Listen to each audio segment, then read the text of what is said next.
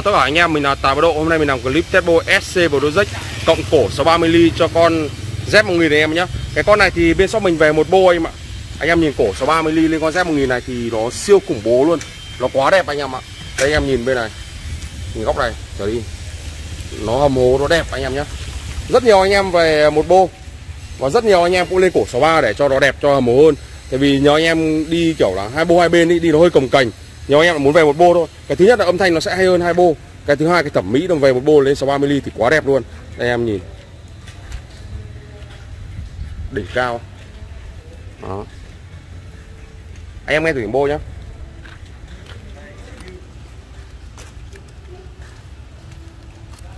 Ra cái số. Anh em thông cảm trời mưa, trời đang rất mưa nên cố quay clip test bô anh em nghe.